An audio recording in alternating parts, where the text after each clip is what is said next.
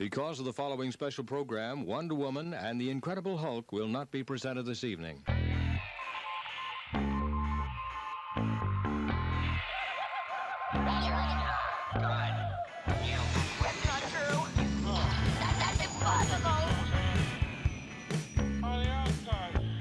It's time to get all your Star Wars news in a single file.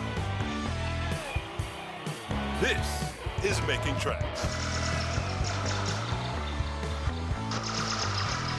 Here are your hosts, Mark Newbold and Dave Tree. That's not true. That's impossible. Thanks, Dave. All right, so as you can see from the slide, pleasure to be here in Argentina. So I was recently at a convention in Argentina, a Star Wars convention. We were traveling all over South America. Went to Bolivia, where they filmed the planet Crate in The Last Jedi. And it was interesting, when we were in Argentina, they had, and this is something I think you guys could relate to, they had these signs everywhere that said, Las Malvinas son Argentinas, which translates to the Falklands are Argentinian. So anyway, I just thought I'd throw that out there for this audience. I don't know if that's a widely held view. But anyway, so what I'm going to do is take you through a personal journey. I created this talk first for Celebration, and it was after years of getting a lot of questions. Many of you are advanced collectors, and many of you have done things for the collecting community. So some of it, it's not, some of it's not new information for you, but what I was trying to do was demystify what it takes to go through years of collecting. Because I think a lot of us, run into collectors who are newer collectors, and they want to sort of jump to the stage you're at and not understand how many years of, different kinds of contributions you've made, and unpack what it takes to sort of get into the collecting community. And so what I was trying to do with this is help people understand that it takes a long time, and there are lots of ways you can contribute. You don't have to necessarily follow the way I did it, but there's lots of ways all of you do podcasts and websites and all sorts of things, and so all of those kind of contribute back to the community. So that's what sort of this is about. So I wanted to just first go through my background on my collection. I think some of you know this, but Dave, you can just flip ahead through the whole slide. So I collect, I collect in a few categories in depth. I think a lot of times people think I collect everything. I don't. I have about 6 categories that I go really deep in. So one of them is original movie props and costumes from the Star Wars movies. So some examples are, this is a Stormtrooper helmet from Return of the Jedi. This is a small AT-AT Walker miniature from Empire Strikes Back. This is a display case of different screen-used blasters from the movies. Move forward, Dave. And then I also collect toy prototypes. So this is a Han Solo in the Hoth outfit that was handmade by a Kenner employee for consideration from the toy line, and it was a prototype with the box. This is a sculpt of Chewbacca action figure. So in toys, I like to find things that are really unique, one of a kind, and tell the history of the toys. Move on. All right. So what I want to just cover very briefly is that a few sort of themes in collecting is that demystify that the Star Wars collecting, that it really is sort of takes many years and it's iterative. Anyone can do it, and there are no real rules. One of the things you always hear, you guys see it on forums where people try to assert rules, like real collecting is this, and I think most of that's total bullshit. I think that the rules are whatever you want to apply to yourself, and I don't believe, even though obviously, as you guys know, more money in buying stuff helps, I don't think that most collectors are rich, and I don't think deep pockets are required in collecting. And I don't think you have to be a first mover. You don't have to be the people that had, were adults at the time Star Wars came out. I've seen many examples of people who've come late to the hobby who've been able to make a lot of ground up very quickly. But I do believe that collecting requires research and patience, networking, friendships, budgeting, inspiration. It's multifaceted. It isn't just one thing. When I hear collectors say it's all about knowledge or it's all about negotiation on prices, I think that that's very limited. I think that collecting is multifaceted, and to be very successful at collecting, you have to kind of be good at a bunch of things. And I think sharing back to the community is part of it all. So. Move on, Dave. So just quickly, before I started Star Wars collecting, as a kid I collected baseball cards.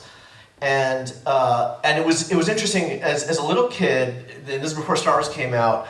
I collected the cards from the years that I was as a kid. So they'd come out every year. Topps would issue a new set.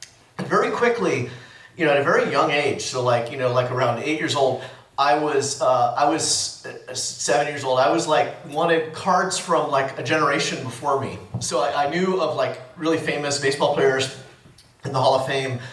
And so I figured out at that age how to find dealers and how to find like really advanced cards, like cards that are now worth a lot of money and highly sought after of like very famous baseball players. And so here's some examples. I mean, several of these, like the cards actually all of those cards are sort of before my time. And so I learned that like, don't limit yourself to just what you can buy at a store. It's like every other kid I knew would only buy baseball cards and what they could find at their local store. And I was like, I want I'm going to shoot for what I want, and I'm going to set parameters of what I'm interested in and not be constrained by what a dealer or retailer tells me I should buy. And at a very young age, it taught me that like, don't be constrained by that. Because I think a lot of collectors go like, well, I'm going to buy what's at Walmart, instead of saying, no, I'm going to figure out what I want, and I'm not going to worry about how hard it is. I'm just going to go for it. So that was the lesson I learned from baseball cards. Let me move on. And then I was also a coin collector. I collected like a number of like U.S. coins, and coin collecting has its own kind of culture that's existed for decades. And really, about condition is king in coin collecting, and whatever kind of, whether you collect currencies or just coins or special coins. And but part of my story with coins was really like going out there and being creative about collecting. So I collected like older US coins initially, and then I had this conversation with my father, who said, oh yeah, he had, as a kid, collected coins, and he had all these coins that and to quick background, my family grew up in Cuba. I moved over to the United States when I was 3. And so when you leave Cuba and go to the United States, the process is like, when you do it officially, the process is like the government seizes pretty much every asset you own, everything you own. And so what my father did is he gave the coins that he had, this pretty reasonable sized coin collection, to my great-grandfather, and just left it with him in Cuba because he couldn't take it with him. You weren't allowed to take anything with you. So anyway, we figured this out, and somehow, as I got interested in coins, I said, so whatever happened to those coins? And my great-grandfather still had them in Cuba. And by some miracle, he managed to get them smuggled out through a friend in Spain and got them to me. And so I got all these coins, and I took it to a coin dealer, and the coin dealer's like, holy crap, these were like pieces of 8 and coins from the 16th century, all these amazing coins. And I was like, okay, I guess I got pretty lucky here. They had all these like incredible coins in it. But again, it was like really like, again, at a very young age, this is all before Star Wars, trying to think out of the box of how to get unusual stuff. So I still actually have these coins that I got from my father. So move on. And then toys, pre-Star Wars, I liked various action figure toys. So I was already into action figures. I loved Evel Knievel. I was a huge fan of that. It was my favorite toy at the time. G.I. Joe, or Action Man here. And then the Mego 8-inch action figures. So I was already into action figures, and so that sort of set me up as like action figures were my favorite sort of genre of toys. And then, of course, as all of you know, summer 1977, a little later over here, Star Wars came out, and for me, I had never been into science fiction. I'd never been into this kind of film genre, but it changed my life as it changed the lives of all of you. And so I was just an instant Star Wars fanatic. Saw it so many times that summer, and at that time was buying everything I could find. So it was the Topps cards, it was every Marvel comic, everything, the novelization, etc. Of course, that had a big impact on my life. And the first stuff I had were the blue cards from Topps. They were as you know, like the first year they mostly only had printed materials.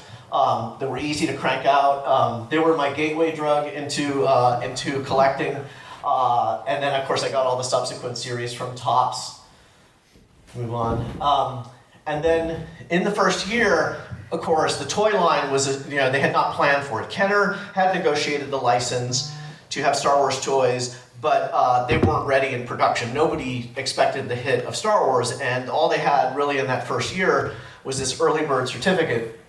I bought one of these in a store, and I was like anxiously awaiting for the first action figures, and so that was my first foray into Star Wars action figures. And so, you hear a lot about the early bird kit now as a collector, but it's hard to actually find people that remember buying it and had it. I had it as a kid, and I was like anxiously waiting for those figures to arrive, and that sort of started me down that track.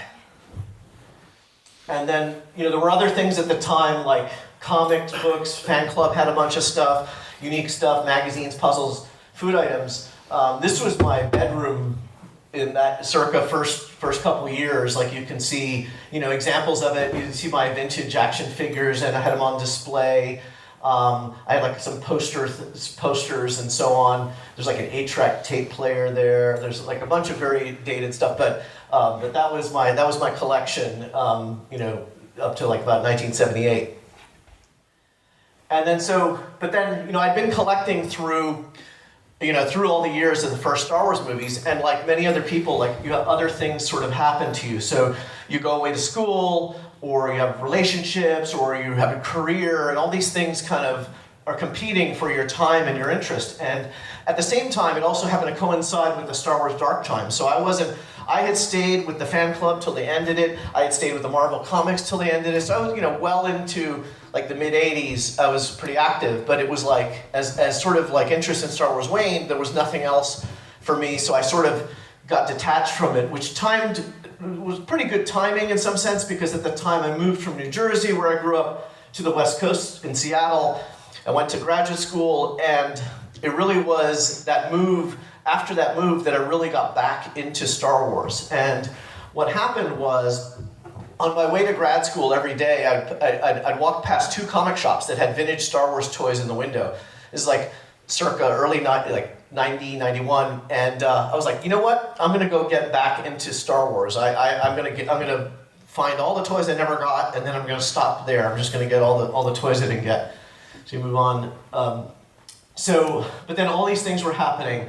The Timothy Zahn novels, we had the Dark Empire comics, Steve Sansweet's amazing book of Concept to Screen, a collectible, and then I started the Star Wars news group on the internet, and for me that was like, okay, I'm really getting into this. It's starting to build up for me, and I finally did a trip back to my parents. I know I had saved all my original Star Wars toys, but I didn't want to I delayed my reemergence into vintage collecting until I got my original toys back so I could build from there. And every time I'd go visit my parents in New Jersey, they'd always say, oh no, like I never could find them. And I know they didn't throw them away. I know they didn't throw them away. And there was this one room in the house that they wouldn't let me search in. They were like, oh, your dad's stuff is in there. He's got it all organized. Don't go in there. So finally one trip I said, you know what, I'm going in there. And of course all the Star Wars stuff was there.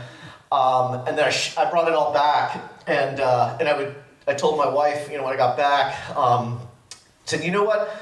I found my action figures. I got a few more to get, and then I'm going to be done. That'll be my Star Wars collection. And of course, she loves to quote that back to me all the time because I've not only said it that time, I've said that famous last words many times in this hobby. So moving on. But one of the things, and this is sort of advice I give so I really wanted to get back into action figure collecting about 1991 or so, but actually it got delayed a couple of years from all these trips trying to find my original figures. And once I found them, I did this post. There's actually April 1st, 1993, where basically I posted on one of the news groups about, hey, I want to get back into collecting action figures. And I had a whole bunch of questions. And when you read this now, it's kind of funny because it's like, okay, well, first of all, it reminds me there's a humility to this, which is that all of us were beginners at one point. Like, this is me as a beginner, my first sort of post on Star Wars collecting. But one of the things that I look back at this, that I sort of try to guide beginners to, is that there's some very reasonable questions here, right? Like, I knew there were people out there collecting. I suppose that there were. And I said, well, where can I find them? Are there local places I can go to? Are there periodicals, magazines where I can find them? And how do I get a good gauge on prices? I mean, so I think a lot of times, you'll see novices come in and they'll ask, questions where they want to be sort of spoon-fed everything, and sort of where I was going was, look, I know there's information out there, I want to learn from the good sources, point me to the sources, and I'm going to go learn. And so, but anyway, I like to show this because it's sort of a reminder that all of us were beginners at one time. So the other thing I want to, sort of counter-argue is the collectors that get sort of elitist and look down on novices, like, well, hey, there was a day when all of us were learning too. And so, it's good. You never know if some of today's novices are going to be these great collectors that will all help us out and uncover all sorts of great stuff for us. So anyway, that was where it really started for me. So it was this delay until I had my action figures back. So back in the day, I think some of you remember this, before eBay, the place to buy toys globally really was Toy Shop magazine. And one of the things, Toy Shop was amazing. It was like all sorts of discoveries of Star Wars, and we learned about a lot of worldwide stuff because you had dealers from all over the world advertising in it. And even as a student, so back in the day when I was getting Toy Shop as a student, I was on a shoestring budget. Like I was living off a student wage, and so hardly had any money to spend on collecting. But yet I was paying to have this thing overnighted to me every 2 weeks. Like it was so critical to collecting that it was worth paying overnight delivery of Toy Shop, because that few days edge over everybody else to get Toy Shop. And I don't know if any of you, show of hands, who ever got Toy Shop back in the day? I'm curious how many of you. So not many, but it wasn't something that was really over here. Oh, really?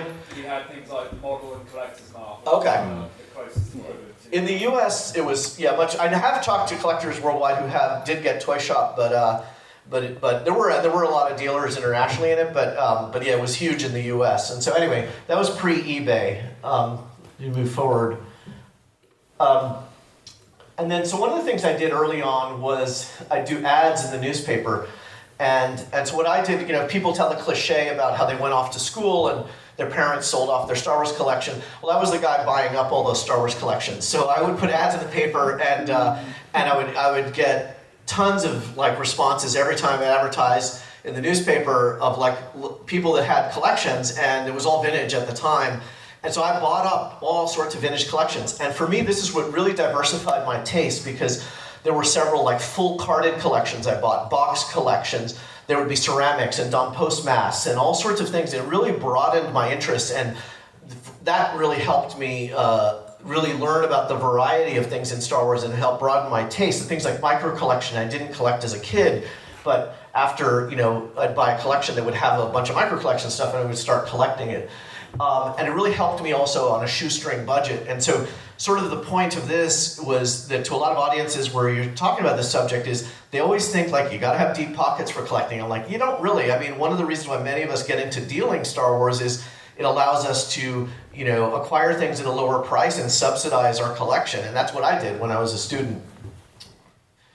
So that was sort of one of the things is some of the things about money and collecting, my views are basically everybody has a budget. So even, as advanced in my career, I have more budget than I had as a kid, younger, but you always have a budget, you always have a limit. And, but life needs come first. I have seen some collectors, some of you probably know some collectors who've gone overboard and spend way more than they can afford and get into heavy debt. And for me, I've done some crazy things with money back in the day. I did some bold things where I'm going to take a risk, and I'm gonna run up my credit card to get this thing because it's a bargain. It usually played out quite well for me, but I don't recommend that to people because I always make sure I could afford to eat, I could pay the rent, all of that. And it seems like an obvious piece of advice, but unfortunately, some people go that extreme. But I do believe that collectors, there's some tips dealing, as I mentioned, is one way to subsidize it. Another is pruning a collection. I think one of the things that's very important in collecting is that you refine your focus over the years. You don't have to collect the same thing you've always collected. I've done many times where I used to collect replica props. I didn't have space for them anymore, so I sold them off, and that generated some cash to go get other things. So I think it's totally fine to also refocus. I think it's part of being a collector. Keep going. So one of my first really crazy plunges as a student was getting a rocket-firing Boba Fett back in it was circa 94. At the time I was, I had very quickly amassed a pretty good vintage collection, But I had this opportunity to buy this thing for $3,000 at that time, and at the time, so I was as a student, as a grad student, I was paid about $1,000 a month is what my earnings were at that time. So a $3,000 item was like 3 months of my wages to go buy this thing, and I discussed it with my wife. I said, this is kind of crazy, like, make $1,000 a month, I'm going to buy this $3,000 thing, but I have this good feeling about, that this is something that's going to be harder to find later on, it's going to be super expensive later on, and so I took the plunge and did that, and I ended up eating ramen for many months, so, did all these sacrifices to be able to get this, but it's a decision that I never regretted. Like, it was an extreme thing to do, but it was like, really push the limits of what kind of sacrifice can you make for collecting because you're really into something, and when I've made a few of these decisions in my life, it's always been on something that I just had really good sound conviction that it's a worthwhile thing to go after, and so obviously these things now go for an incredible amount of money. There have been recent auctions where they've gone in like $85,000. But I don't regret decisions like that. It really taught me how to make extreme sacrifices when I need to, but not do that all the time. So networking with, go back one slide, networking with other collectors, a few things there that sort of mentioned to people.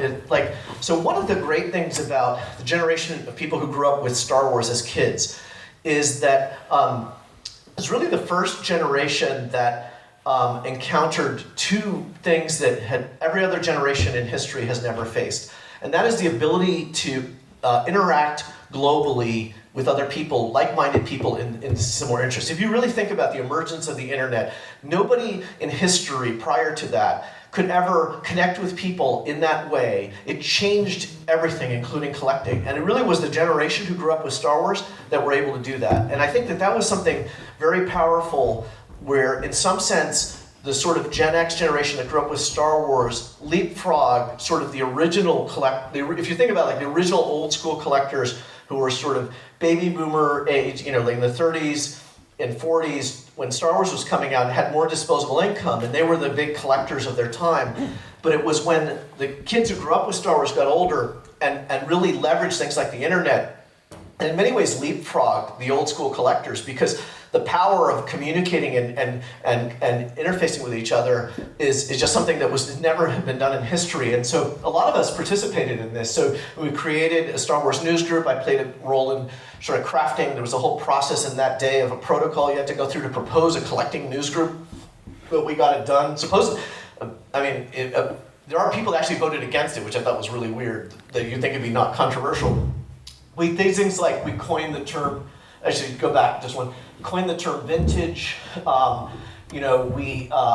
did things like in Toy Shop Magazine, I connected with other collectors and names I kept seeing in Toy Shop. I started just phoning them, saw if they had email addresses. So we're starting to build this community, and really we're the first generation to really be active on the internet and leverage this information. So we move to the next slide. Really it's like the first generation with universal access to broadcast media. We're connected globally.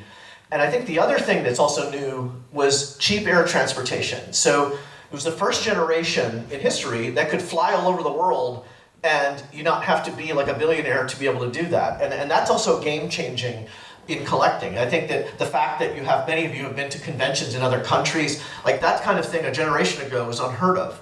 And when you take that, you combine that, the amount of information we're gathering worldwide, our ability to communicate with people everywhere, and our ability to travel, just adds a whole dimension to collecting that just didn't exist in collecting before. And so, I also feel like those two things, like the power of networking through the internet and then also the travel, I feel like as a collector, if I weren't taking advantage of those things, I'd feel like I'd be left out. Like there's this incredible opportunity in front of us that many people don't take advantage of. So what I started to do as a collector was start to share information in various places. Like I used to write for Star Wars Galaxy Collector magazine, for Toy Shop, for Action Figure News, and one of the things I used to get from other collectors was, why do you share so much information? You learn about this special thing or new find and you share all this. Why would you want to do that? Wouldn't it be better to stay in isolation and not share that and give you a competitive advantage? And I've always felt there are definitely times where I've overshared and it probably was a disadvantage in some short-term sense, but I've always felt like the community sharing information is sort of a rising tide that lifts all boats. Like I have benefited way more from doing the sharing than I would have if I worked in isolation and didn't share. And it's sort of counterintuitive to some people because they think that some collectors do think that in isolation and not sharing information is the smartest thing, and I'll just absorb information from everybody. But I can tell you, like, I've lost count of how many incredible opportunities I've gotten because I reach out a lot and share a lot of information. I get a lot of incoming, like some of the props I own, like Luke's original New Hope belt or the Tusken Raider mask I have from the films. That was because I have a website and publicize information and somebody found me. I mean, so I've had many opportunities because I share information. I always encourage others to do that and not be one of those, collectors that sort of, hides in isolation. Hello, I'm Warwick Davis and you're listening to Fantha Tracks. So I mentioned travel. I used to very early on do road trips to other cities. I know many of you do that. And that was, of course, on a shoestring budget. That was something that was very easy for me to do, just drive to these different cities and go to toy shows. And then I started to, when I travel internationally for present at a conference in my research, I would stop over in various countries. This is Wolfgang Schlogel, who's a collector in Germany, and he and I did a deal in 1994. I was flying to the Baltics, and I stopped over in Frankfurt.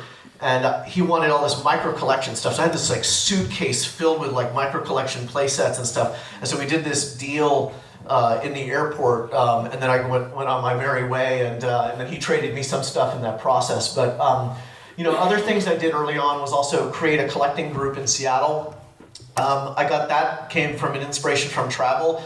My wife and I had been traveling in Australia, and we met some collectors in Tasmania, and I was and they had a whole collecting group in Tasmania, and I thought, wow, if a group in Tasmania can have a collecting group, we can do it anywhere, because there are not that many collectors in Tasmania. And so I went and formed one in Seattle that then was the first of its kind in the United States in 1994, and then now there's a whole bunch of them all over the United States and other parts of the world. And so this is the group Sarlacc. And each collecting group has sort of different kinds of objectives. Sarlacc, what I like to do with any organization I form is sort of mold it in my way, but not be like a dictator over it. So, Sarlacc, we basically had wide demographic. A lot of other collecting groups are very narrow. They're like vintage only or action figure only, or very narrowly focused. But Sarlacc's very diverse, like people of all ages and backgrounds, and we have men and women in the group, and basically our policies are there's no rules, there's no officers, there's no dues, there's no meeting minutes. It's actually basically mildly controlled anarchy, but it actually works really, really well. But it's not the style for every group. Some groups, I've talked to some other groups in the United States where they're actually officially incorporated and they have dues and all that kind of stuff, but we never did that in Seattle. But we've done a lot of events with this group. We visited the filming locations, we've gone to celebration events, we do, the caliber of activity we do is pretty high in this group. But each collecting group has its own culture. Then I built the Star Wars Collectors Archive in 1994. It was the first Star Wars collectibles website on the internet. I remember when I created it, a lot of people criticized it because at the time, so in the early days of particularly websites, there were about 3 or 4 Star Wars websites, and they were very general. They would talk about, they talk about the Brian Daley books, and they would talk about speculation of new films, and they'd talk about the actors and stuff, and they'd have a collecting section and all this. And I came forward and said, well, I'm going to build one just about Star Wars collecting. And people thought, that is the most narrow topic. How can you do a website just about Star Wars collecting? There's not enough information about doing this. And people actually thought it was crazy. And of course, now we've got hundreds and hundreds of very good Star Wars websites on collecting. But originally, it was just the whole idea of the archive was I wanted a place where my friends and I had been building this community, and we needed a place where we could share information and share photos. And I said, well, you know what? I'm just going to build this website, and as we get information, we're going to pool it. And over time, it really evolved into let's build this kick-ass museum that has the best stuff online that you could find anywhere, and that with the theory that no one collection has the best stuff in the world. That it's really this some of the greatest stuff out there. We'll build something that really you can't emulate, and that was the principle behind it. And I never expected to go as far as it went. And over the years, we evolved some things. We added a database to track every item ever made. So even though we focused on unique items, we had good information about every item ever made.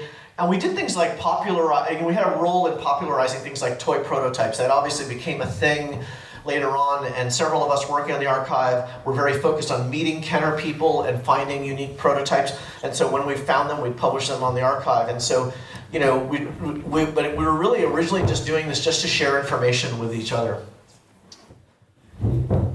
And so part of that was, again, this is like going back to the thinking out of the box thing about as a kid when I was going after baseball cards from a previous generation, or when I was, as a kid, buying coins, getting coins from other countries that were hundreds of years old. I was like, okay, well, I love the Star Wars toys. I've done a pretty good job getting the vintage toys. What's next? And so some of it was like, well, I love these unproduced things that we discover and these cool things no one knows about from Kenner. So I just, on a whim, just said, you know what, I'm just going to go to Cincinnati. I'm going to look up people who worked at Kenner and just going to start meeting Kenner people. And at that point, no collector had really done that. There were a couple dealers that maybe had run into Kenner collectors, but this was just sort of an idea I came up with, and I started bringing some friends along on these trips. And we'd go to Cincinnati, and which is the home of Kenner, and did this for many years. And it got to the point, there was a point where I was visiting Cincinnati about 6 times a year for like long weekends, and would come back with suitcases full of prototypes and things like that. And we would go methodically through the whole Kenner directory, and I met hundreds of people that worked at Kenner. And really it became this kind of thing like to go to Cincinnati, but it was like something that was just originally when I said it to one of my friends, hey, I'm going to go do this. He thought, well, that's kind of crazy and wild, but he decided to join me on the trip, and then from there it snowballed. Although part of it that got weird with the with Kenner trips was, if you've ever seen like Treasure of Sierra Madre, where you have all these people that have this amazing treasure, but they all end up sort of killing each other to get that treasure instead of saying, well, actually, we got enough treasure that we all should be happy. So the part of it got super competitive with prototype stuff after some years.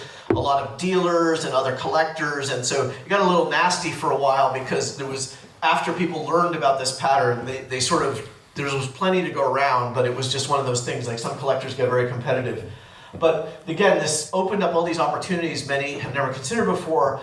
And one of the takeaways I have here is that, okay, so a lot of people look at this and say, okay, well, that window has closed, all the Kenner employees have been tapped, so why are you sharing this? It's not really relevant anymore. But I'm like, Star Wars has had thousands of licensees. People have pretty much only done this with Kenner. Like, if you think of all the other licensees in Star Wars, there's very few where people have really gone through and found the employees. Like, so if you're into, cereals like I am, or you're into like masks or costumes or other things like that, no one's really gone through and found the licensees, people who work for the licensees. So I think there's so much untapped opportunity in doing this kind of thing if you get outside of the realm of toys. Oh yeah, go back one. This is the Kenner dumpster, by the way. We found some things in the dumpster at Kenner over the years. So they had this sign up about it's unlawful in violation to remove articles from the dumpster, but we sort of didn't notice that sign until a while later. But we found all sorts of interesting stuff in the dumpster. All right, so another thing I started to do was travel to film locations. I know some of you have been to the Star Wars film locations. What I found shocking when I went to some of the Star Wars film locations was that they left behind so much stuff. And my first trip to Tunisia was in 1997. And they had already filmed episode 1 there, and but I didn't, I didn't want.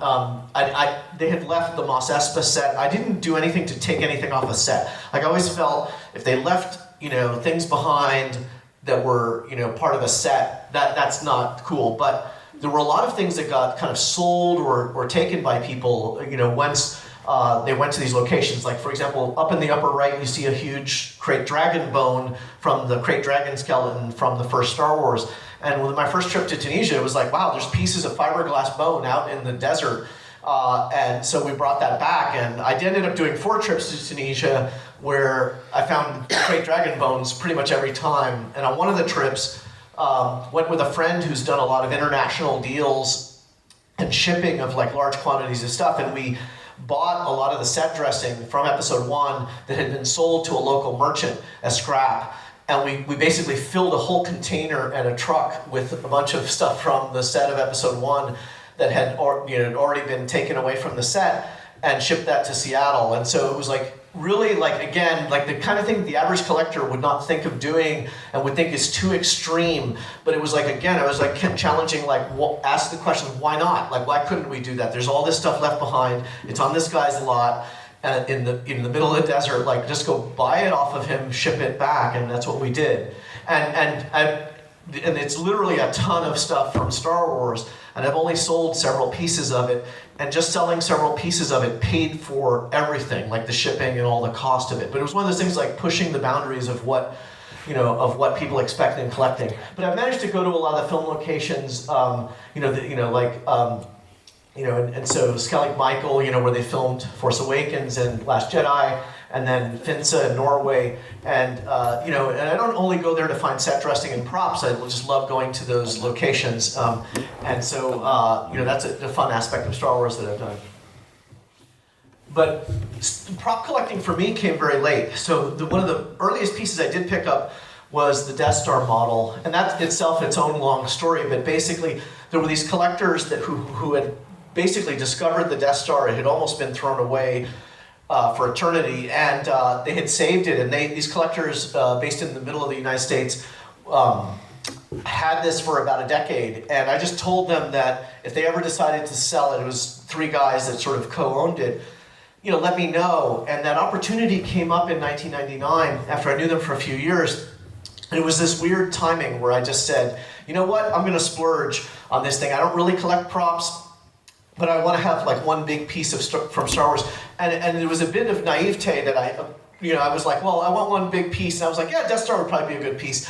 But it didn't really dawn on me, like, this is probably the piece in Star Wars. It's hard to imagine like singular item that is like more significant in Star Wars. So in hindsight, as like, sort of collected props years later, I was like, it's all kind of been downhill since the Death Star because nothing really holds up to it. But yeah, and sort of the point here is obviously the Death Star is gone and in my collection where I love having it. But in every area and focus of collecting, there are these crazy opportunities that come up. And so part of the lesson I have for collectors there is know when to splurge. Like, it may not be the Death Star, but there's other opportunities each of us have that are unique. And sometimes it's the regret of not taking that opportunity and buying this like crazy thing that just seems expensive at the time, but it's like, what? I don't think there's anything like it in the world. And so that was, for me, like this, like one of the best examples of that. So another kind of role, played was in doing the collecting track for celebrations. This was something that started really organically. Like I contacted Steve Sansweet a few weeks before the first celebration, and I said, what are you guys doing for collecting at Celebration? Like, do you have anything planned? He goes, no, actually we have nothing planned. How'd you like to run something? And I'm like, there's only like a few weeks left to Celebration. Like, how can we plan something? And so the first celebration, we were actually outdoors in the rain in a tent with no AV, and just had collectors just speaking to an audience that's sitting in sort of drain-wrenched audience waiting to get into these leaky tents at Celebration 1. So the first celebration was a bit rough, but ever since then, I've always viewed it like Celebration collecting track as something where, I know several of you have participated in it, as something to be like, almost like a mini convention within Celebration. And one of the things we're really proud of at Celebration collecting track is, I've done presentations in all these different rooms at Celebration in big halls and different talks, and the collecting track fills the room every time. Like, and we get such enthusiasm for it, and it's one of the most successful areas of Celebration, I feel, and part of it again is this theme of community coming together to build something. Like Celebration has generally been grassroots and community driven, but the collecting track really embodies this. Like it is really a community effort, and so it ends up being a pretty good part of Celebration. We do things like giveaways, we've done an art show, and over the years I tried to make it more than just panels, like have it be like a mini convention within Celebration. So one of the things that sort of comes up with every collector is, where the hell am I going to put all this stuff?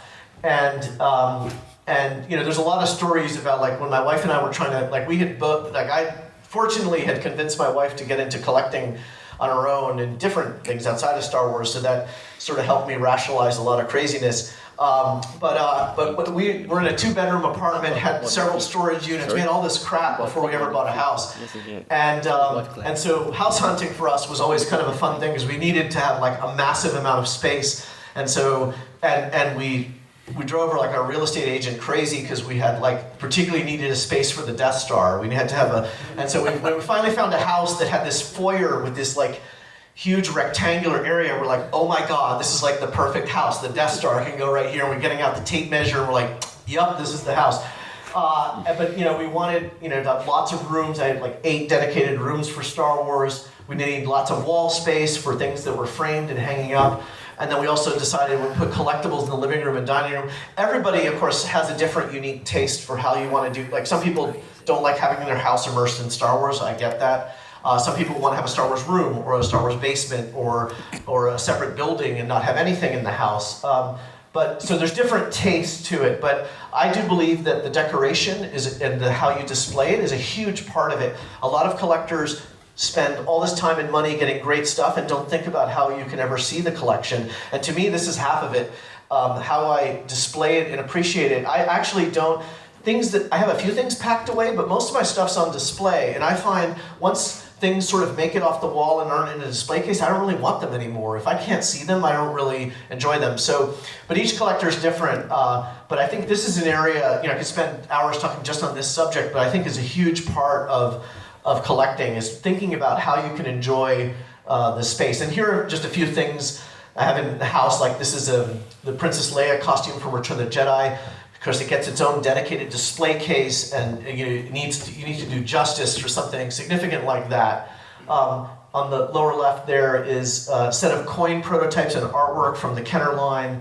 That is simply just IKEA cases, like cheap display cases to just hold lots of items.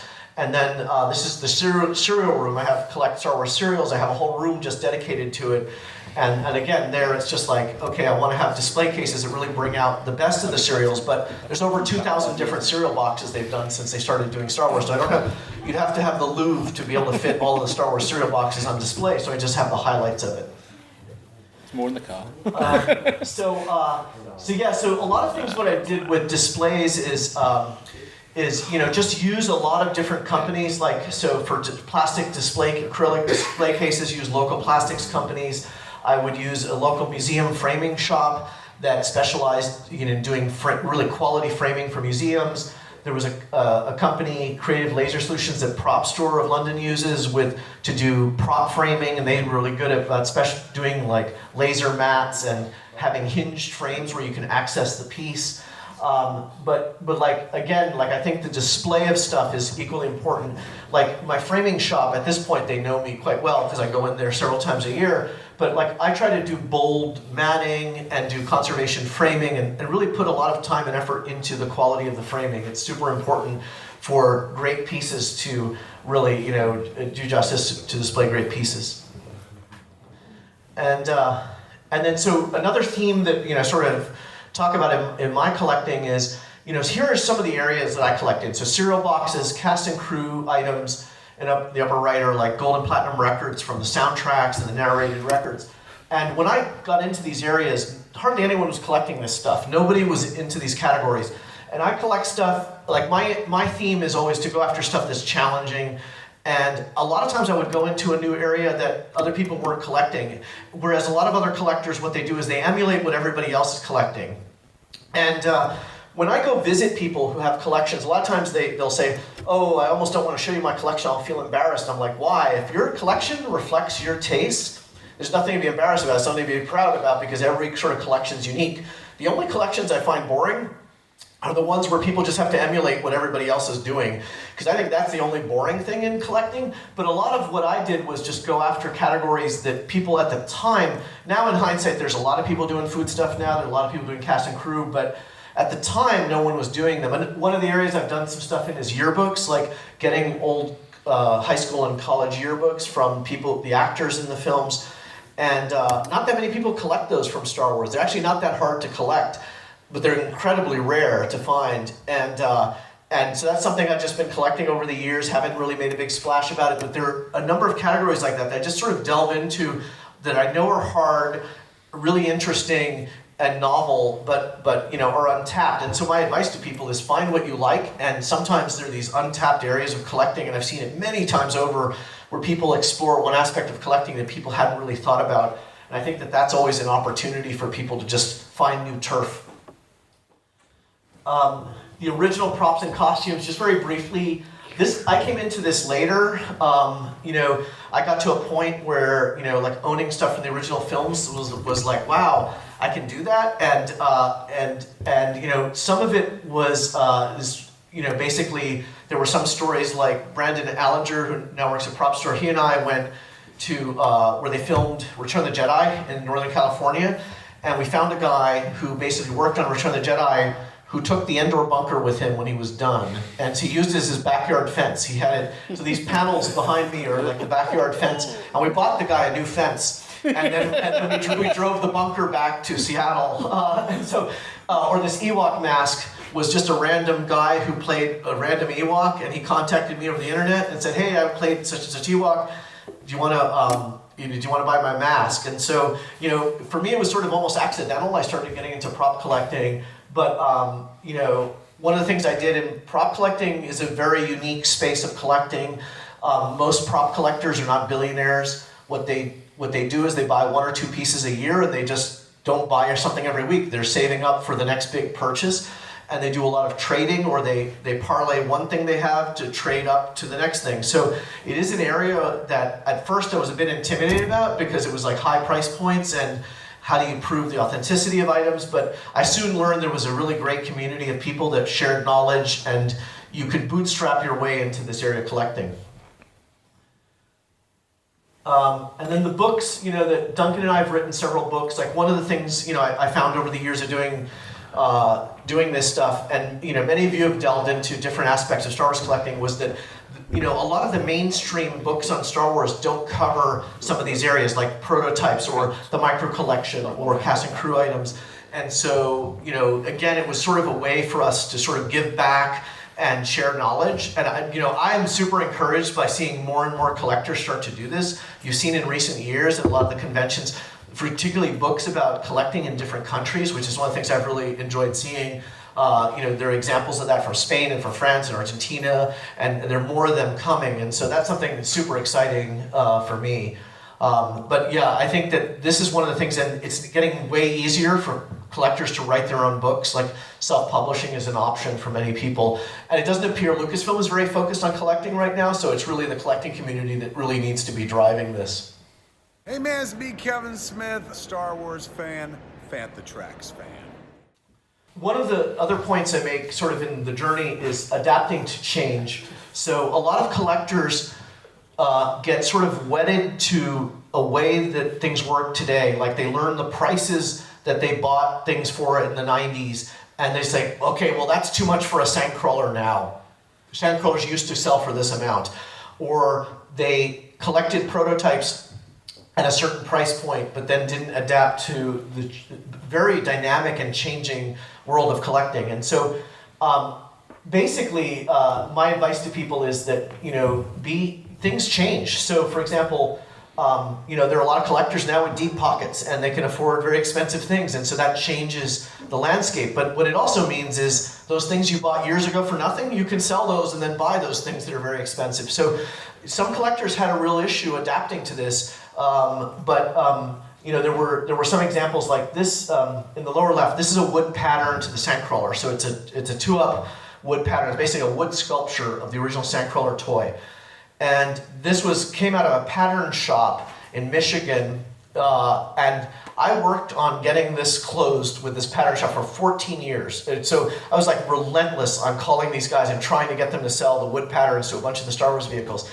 And for years, their prices were just so ridiculous. It was just completely no way we were ever going to do a deal. And so we didn't make progress. But it got to the point on this stuff that the market caught up to these guys, and it eventually became very, very reasonable to get these things. And so I just jumped on it, but it had to sort of adapt my thinking to be able to close that deal. One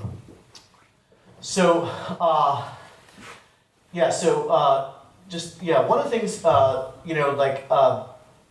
one of the other comments I wanted to make about my collecting is when I was younger, I had more time. I published on the news groups, and I wrote a lot more articles and so on.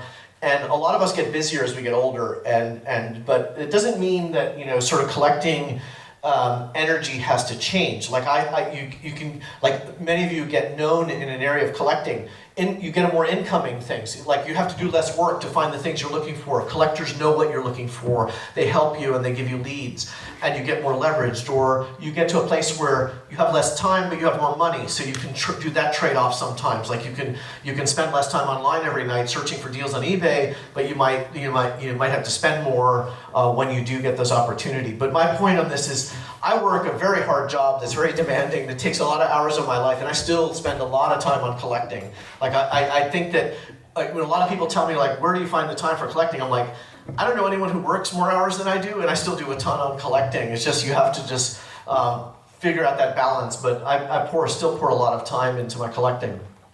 Not like I used to as a student, but still a lot. And then a few comments on like losing interest and so on. Like I think Advance said a couple more. Like without spending too much time on this, I think, as I said, like your tastes change over time. I think it's fine to prune things that you're not interested in. Some people then over the years find more space. They move to a bigger home, or they build, like we did, an extension to our house to have more display space, because we just didn't have enough with 8 Star Wars rooms. And so, but like, a lot of people say to me, how do you stay inspired? How do you stay interested in collecting for so long? It's like, well, I focus on novel things, and that keeps it fresh. There's always a new frontier, and so I keep challenging myself to, for example, I have a whole bunch of prop masks and helmets, and they were starting to clutter up the house, and I'm like, right now I'm going through a fresh redo of that. And the upshot of it is going to free up space and have a more amazing display, but it keeps it really exciting. It doesn't keep it static. Even though it's some pretty cool stuff that it could be pretty happy with, you can always make it better. So we did an extension to our house to solve the space problem, but of course it never really solves it. So advance to the next slide. And then, I've done things like run. This is something I've seen other people start to emulate. I had this idea a few years ago, 5 years ago, to do this event in Seattle where we invited collectors just from all over the world to come descend on Seattle and tour a lot of our collections. And basically, we did a bunch of fun things. Like we did a screening of Return of the Jedi. We did road trips to Star Wars shops. And we got about 150 people to do this, and it was just a fun thing that our local community wanted to do, and it brought collectors from all over the world, which we were startled by, that we would draw people from all over the world, but we did. And what's been interesting is other cities in the United States have now done these events, have hosted these events, and brought collectors in from all over the world. So it's another example of like sort of thinking out of the box and trying to do something creative with collecting. I would argue, I think Farthest From show is a great example of this. It's unlike any other convention, really, if you think about it. Most conventions follow a fairly standard sort of template, and this is about, a specialized area of collecting, it isn't about like a large event, it's about sort of a quality event. And so it's like, I think that is a really important aspect of being creative and collecting. And so, just sort of in a nutshell, what I sort of covered here is just sort of the themes in my collecting about, like, without sort of rehashing all of them, but it's about, budgeting your stuff, leveraging your buddy network, adapting to change, having a balance in your life with your career or your education, passing on, your information you've learned, I think of one more slide here. And then, also keeping sort of inspired by it. Like, for me, I'm always changing it and revising it and focusing. And I think that's an important part to stay interested over the long haul. But other themes were like, things like the Death Star come up, important once-in-a-lifetime opportunities, seize those advantages. Spend as much time and effort in how you display your stuff, but also adapt to change. And so, so anyway, in a nutshell, I come back to sort of I started with, which is, I think collecting isn't about specializing and being great at one thing. It's about mastering sort of a range of stuff. And when you sort of unpack it in layers, you see that it's like, you can apply those things incrementally over many years, and you see the sort of richness and diversity we now have in collecting. So anyway, I hope you enjoyed that quick sort of tour. That's sort of my last slide, and thanks very much for having me here.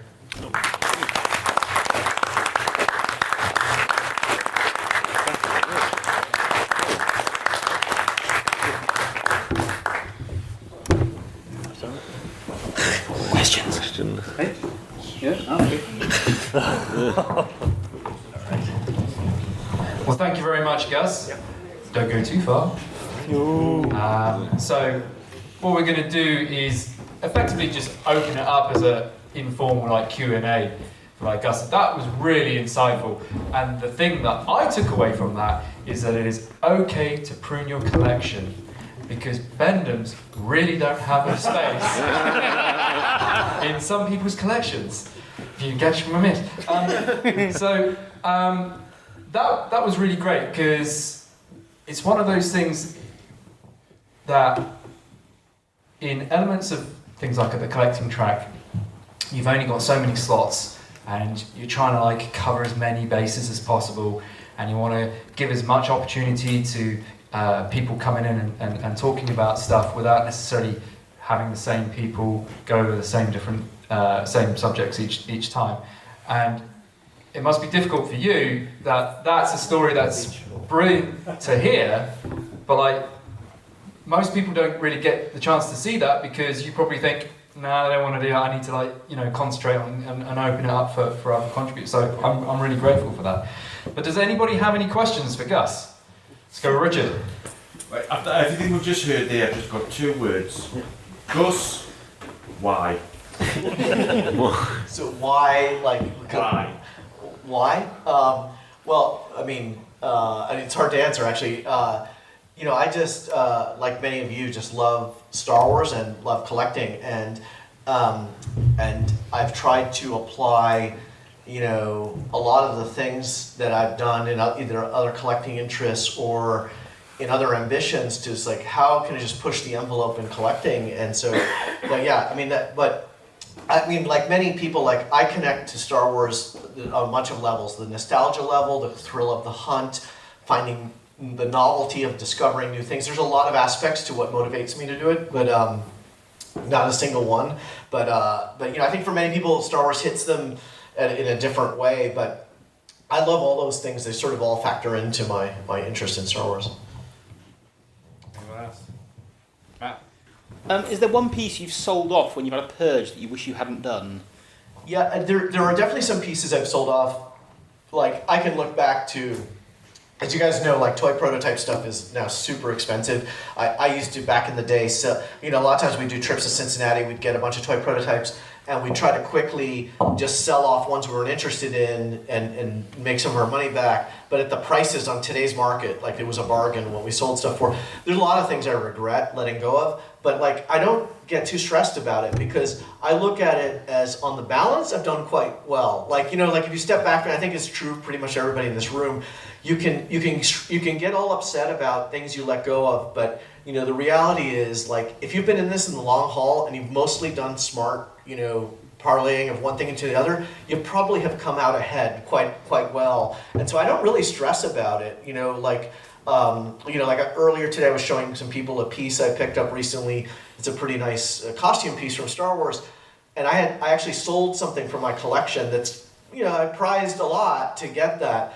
but in comparison, it's a huge step forward in my collection. And so I don't really regret it. I'd love to keep the piece I sold, but it was totally worth it. And so, I don't know. That's how I look at it. There are definitely quite a few pieces, though, that I look back, it'd be nice to still have it.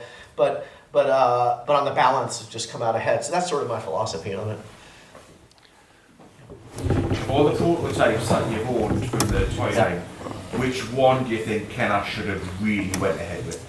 Ooh, there's so many. I think the 12-inch line, I wish they had continued the Empire Strikes Back series. I mean, those were amazing. Like, I think they were raising the bar with their planned prototypes. So those are top of the list. I mean, there's other examples like the Micro Collection, the Unproduced Droids and Ewoks. There's a bunch of other things like that you could argue they should have continued. The Talking Yoda doll, I think were really great toy ideas. But the 12-inch line seemed like a no-brainer. It's like, they'd already done moderate success with the 12-inch line, and they had planned some great stuff for Empire Strikes Back. So that would be the top of my list, because I just love the quality of the Empire Strikes Back prototypes. So, Collecting Track 2019. Yep. What can we look forward to? Well, I haven't made any decisions yet we're still getting, panel submissions, which is great. And it's opened up till January. And so I like to have the panel submissions come in as late as possible. It's going to be sort of we have like 20 panel slots. It's going to be the usual mix where there's going to be some new topics. I always try to purposely have new topics and sometimes new presenters, people who have never presented before. So part of it's like taking a chance. It is actually risky to have new presenters, but you don't want to have the same presenters every time. Like you want to have try some new people to present, but at the same time you don't want to necessarily be their first time as presenting in front of 450 people and then be nervous. So we try to balance that. So we'll have some new talks. I really want to push for, one of the things I haven't gotten a lot of submissions on but I want more of is not just talk about an area of collecting, like some category of collecting, but more aspects of collecting. So things about the collecting community or ways of collecting or how it's changed or the demographics of collecting or things that sort of cut across collecting and have panels where it's less about I'm going to show you a PowerPoint, but more about let's have different opinions and debate some topics. So that's one of the things, if you haven't submitted a panel, I definitely encourage you to do it. And one of the things I really want more of that we haven't got a lot of submissions on are controversial topics. And they can be, we've done really controversial ones in the past. Don't mind pushing the envelope on controversy. Like we did one on fakes like a few years ago, and so like having and we called out people who fake stuff, and so we can have that kind of thing. So anyway, I encourage you to submit panel ideas, but it'll be sort of the usual blend. We'll bring back some old favorites, and even the old favorite topics. I usually demand that when you bring back a topic that they change it in some way. It can't be just sort of a rehashed presentation, that in some way it has to be different. So that's what I would say to look forward to, but it'll be similar, and we'll do the giveaways again, so a lot of the same structure we've had before. How do you find the balance between preserving an item and adding something artificial to it?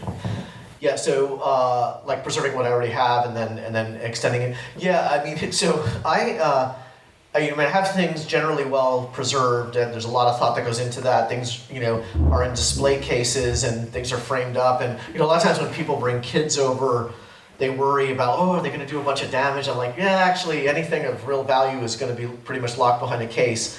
But as far as expanding it, a lot of times what I do, which is another thing my wife reminds me of, is like a lot of times I buy things without any thought of how I'm going to display it or have room for it, and I sort of solve that later. I'll just deal with that problem once I have the thing. And so that forces for me sometimes to have to be very creative, because there are times where I've bought something and I'm like, there's no wall space for this thing. There's no way it's going to fit anywhere. And so I have to think of, what do I got to do here? And then sometimes like, this part of the house has open wall space, or I can take down this frame because I don't really care about this anymore and put it up here. So how I add to it, it's a bit organic. But I do have the house and the rooms organized in certain themes. And so that does actually help a lot. Like I know if I get a cast and crew item, it has to go in the cast and crew room, and it's constrained that way. And I think that having that sort of organization and structure has helped a lot, because it says, instead of like what can happen to some big collections is you start just putting things in random rooms and then it gets just really a mess and disorganized. For me, I have certain places where I have to put stuff and it has to fit in that. And if it doesn't fit, I have to be creative and make it fit somehow. And so I think for me that's worked really well. I know other people have different styles of displaying stuff, but that's sort of what I try to do. What's your holy grail cast and crew item that you haven't yet got? Holy grail cast and crew item. Yeah, that one's pretty straightforward. So there's an ILM X-Wing t-shirt that Joe Johnson did some artwork for that you see in a lot of behind-the-scenes stuff in A New Hope. And there are a few collectors that have found those things, but it's been elusive for me. I just have not been able to find one of those things. I really want one. I know I will eventually find one. I know that there are some out there, but it's just I have not been able to find it.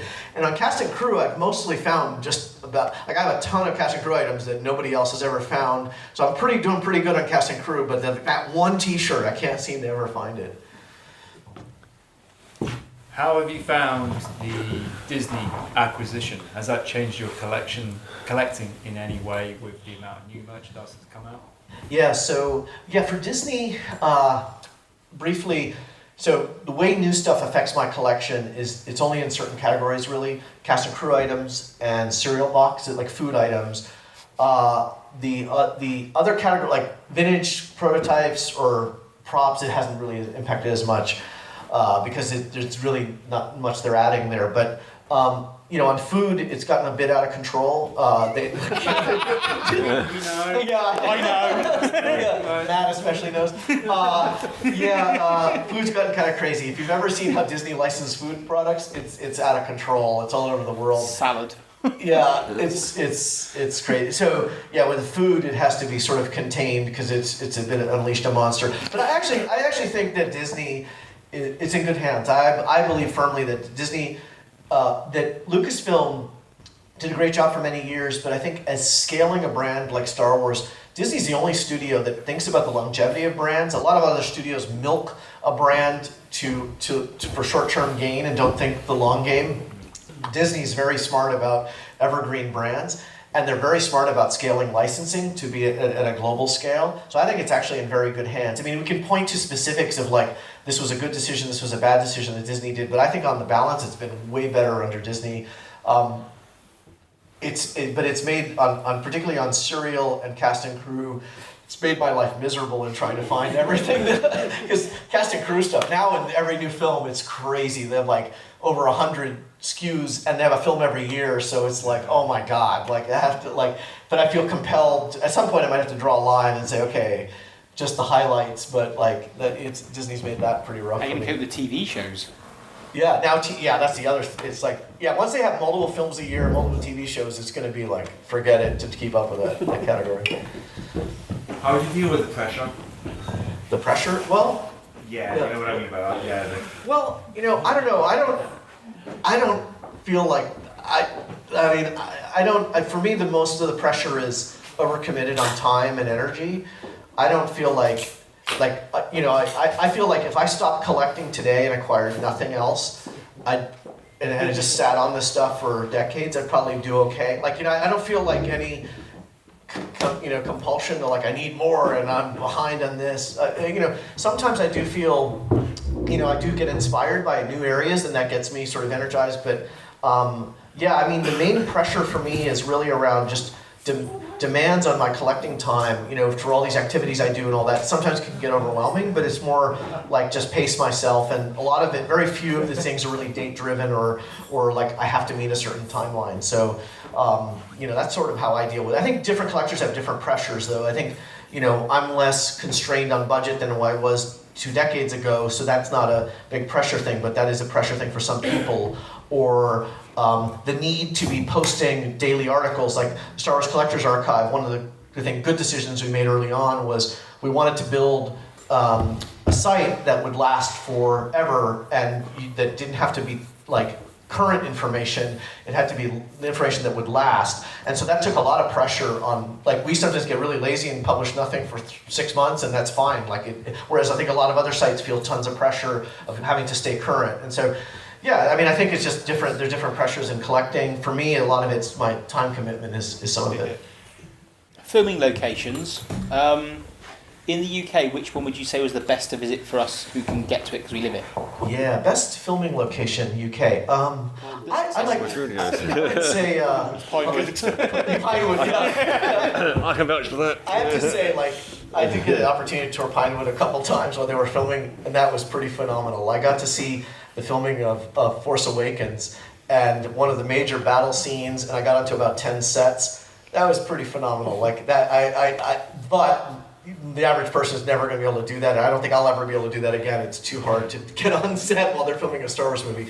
But Puzzlewood, I thought, was amazing. I think that's a great location in UK. Yeah, Bit muddy, isn't it? Bit muddy, but like it was cool. We found all the major spots where, like, Kylo Ren and Rey were going through there. I think that's a pretty cool location, and it's also one that probably won't change too much in the coming years. There's some of the locations like.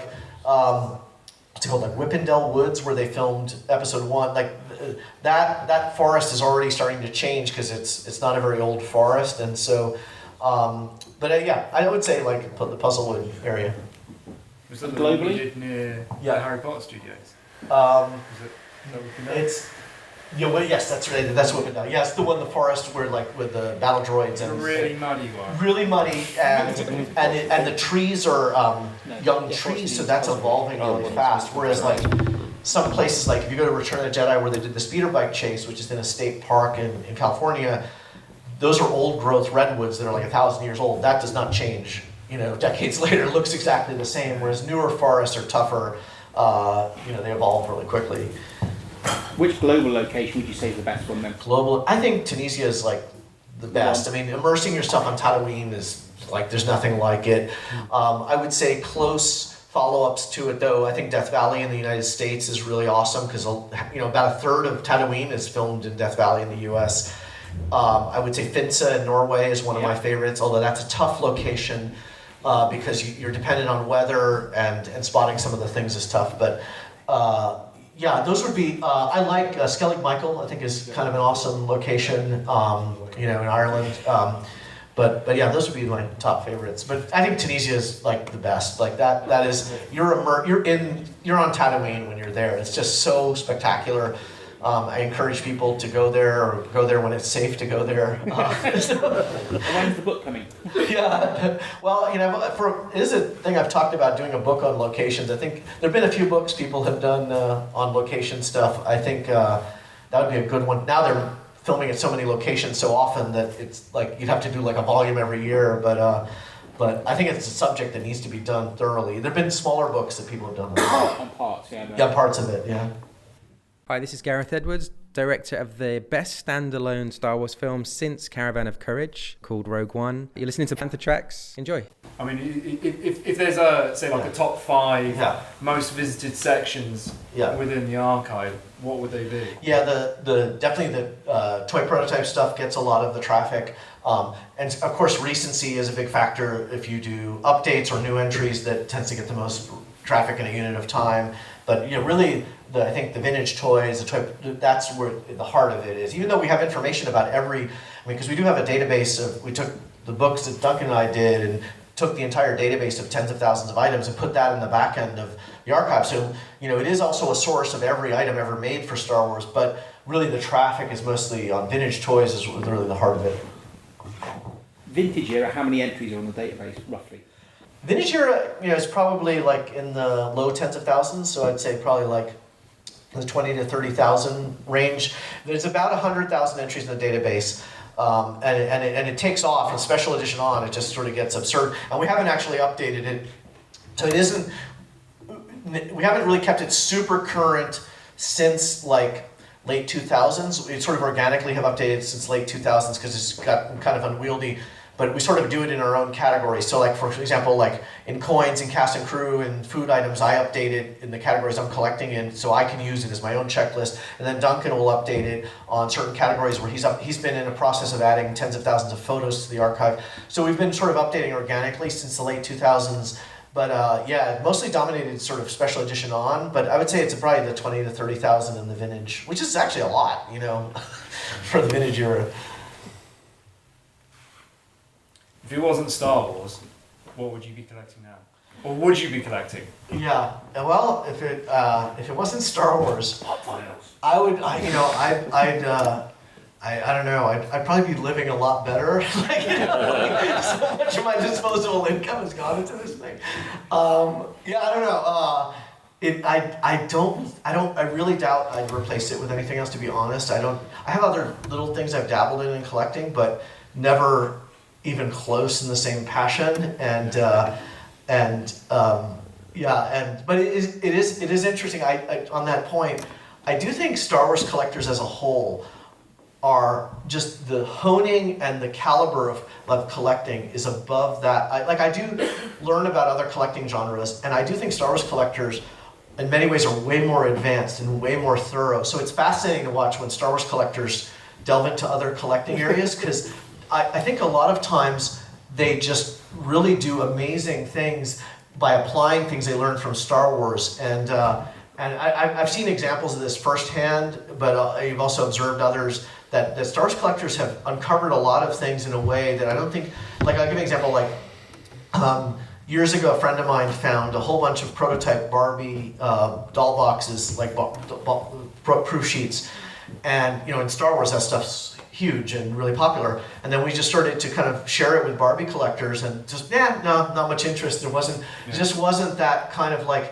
thinking sort of on all levels of collecting. Not to say that Star Wars collectors are better or more advanced in other areas of collecting, but I think there's just so much that we've learned in this space that I think other areas of collecting could learn from.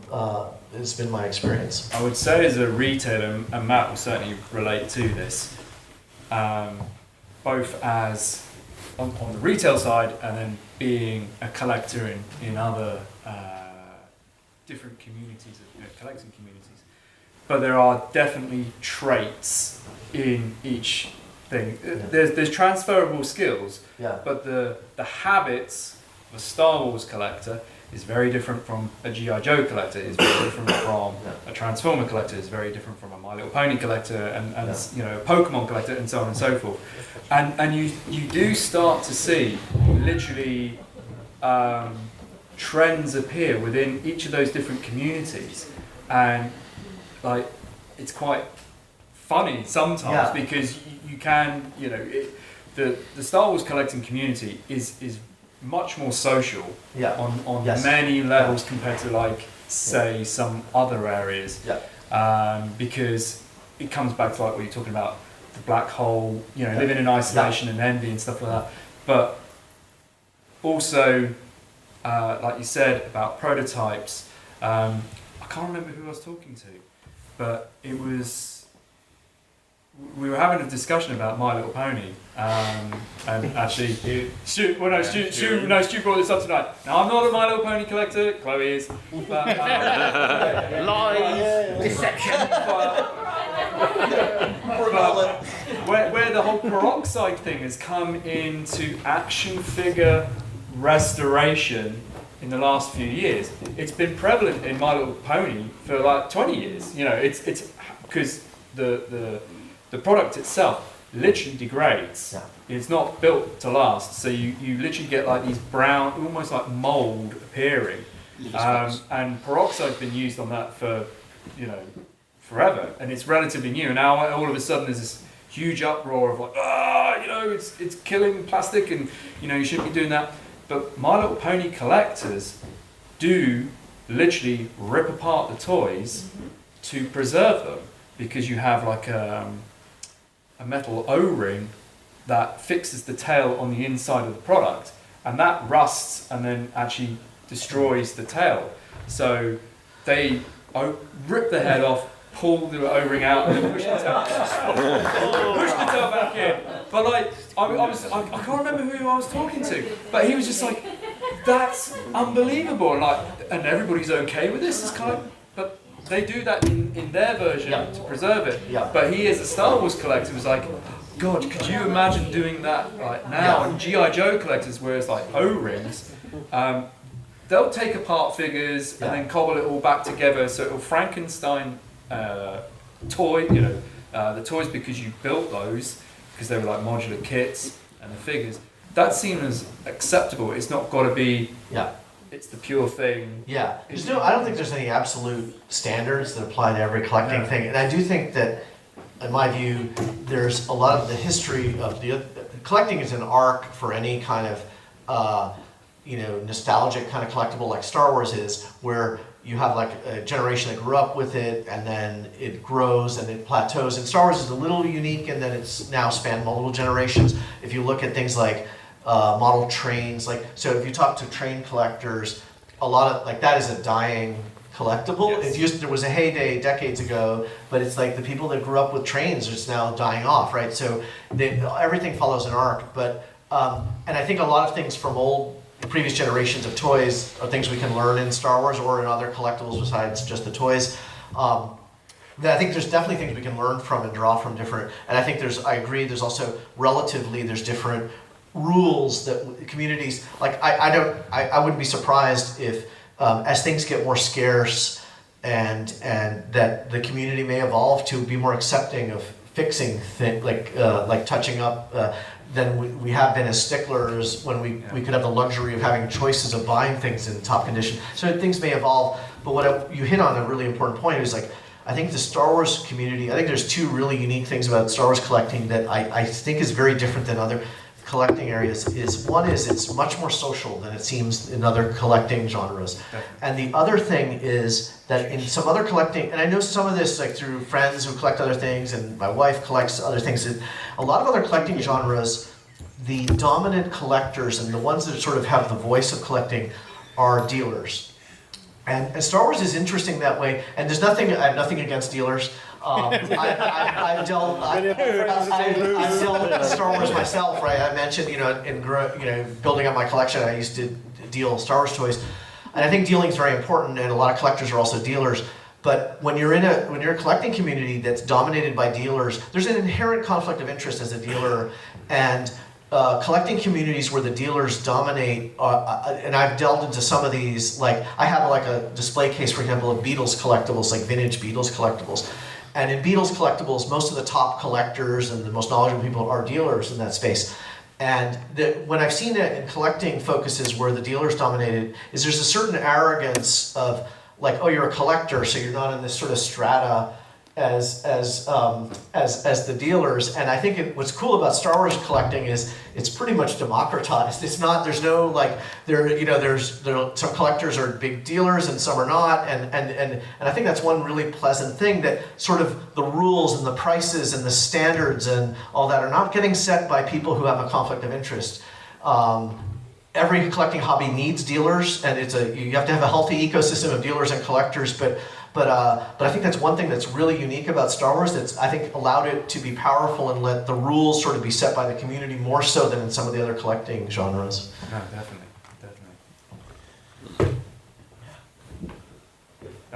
Have you ever passed on something and then just completely regretted it to this day? Oh yeah, there's tons of cases where I passed on stuff. There was, and then there's just stupid things. There was an auction to one of my holy grails. I recently posted the last couple of weeks about cereal boxes I need. There's over 2,000 cereal boxes they've made, in over 100 countries in the last 41 years. And there's about 30 that I need out of the 2,000. And a few of them, about 6 of them, are these Canadian cereal boxes from 1978 for the sticker offer. So it was on Count Chocula and Boo Berry and Lucky Charms, a few of these cereals. And I've been looking for decades for these cereal boxes. They just do not turn up. I have 2 examples from that series, but there's 8 total, and I just did not, no one has them. I had just the 2. Well, anyway, there was an auction that came up about 2 years ago that had pretty much every one of the cereals that I needed.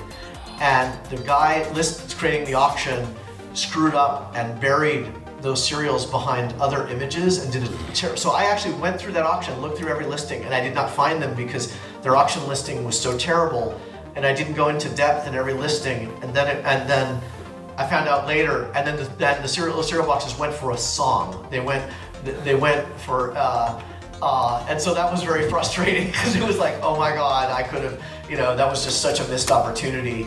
I should have done due diligence on it, but you can't look at every listing every time.